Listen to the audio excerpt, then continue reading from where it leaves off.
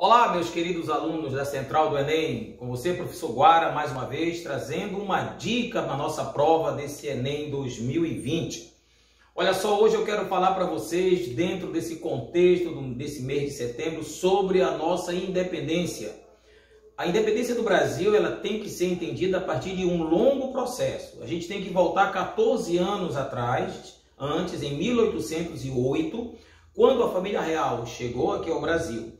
A chegada da família real ao Brasil trouxe um novo momento para os colonos, para aqueles que habitavam essa região.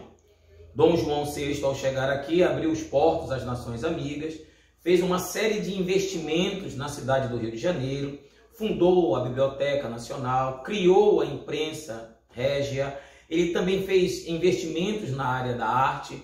Dom João VI fez um governo que é conhecido na nossa história como governo joanino, que durou de 1808 até 1821. No entanto, a partir de 1821, uma série de situações ocorrem lá em Portugal, e isso vai resultar no que nós chamamos de Revolução Liberal do Porto. A Revolução Liberal do Porto, ela representou o fim do absolutismo em Portugal, e as cortes, como passaram a ser chamado o parlamento português, passaram a ditar as ordens. A monarquia absolutista portuguesa passa a ser substituída por uma monarquia constitucionalista. Ou seja, o rei agora não tem mais poder absoluto, ele agora depende das atitudes que partem também do parlamento. Assim, a elite portuguesa, para tentar reverter a grave crise econômica pela qual Portugal já vinha passando, principalmente depois de ser ocupado pelas tropas francesas nas guerras napoleônicas, Portugal procurava restaurar sua economia. E uma das maneiras que os portugueses perceberam foi de recolonizar o Brasil. Agora, esse processo de recolonização do Brasil levaria a algumas situações. A primeira situação seria deslocar a família real novamente para Portugal. Então, as cortes passam a pressionar Dom João VI para que ele retorne com toda a família real para Portugal. Só que entre 1808 e 1821 acontece um fato que é muito bom para o Brasil, que vai contribuir para a nossa independência, que seria a elevação do Brasil à categoria de Reino Unido a Portugal e Algarves. O Brasil deixa de ser colônia desde 1808, quando os portos são abertos, ou seja, acaba o Pacto Colonial. Agora, em 1815, nós temos o Brasil fazendo parte do Reino Unido. Então, o Brasil não é mais uma colônia portuguesa, o Brasil agora é Reino do Brasil. Nessa condição jurídica até, surgem dois partidos nesse contexto. Um partido que será chamado de Partido Brasileiro e o partido que será chamado de Partido Português. O Partido Português vai defender o retorno da família real para Portugal. E o Partido Brasileiro, ele defende que o Reino de Portugal respeite a posição jurídica do Brasil, no sentido de o Brasil permanecer como Reino do Brasil e Reino Unido a Portugal e também ao Reino de Algarves. Quando Dom João VI decide atender às solicitações das cortes, ele retorna a Portugal em 1821 e deixa no Brasil Dom Pedro, seu filho, como príncipe regente do Reino do Brasil. Muito bem, nós ainda estávamos com os laços com os portugueses. E aí o que você vai perceber? Você vai perceber as cortes pressionando Dom Pedro para que Dom Pedro retorne para Portugal.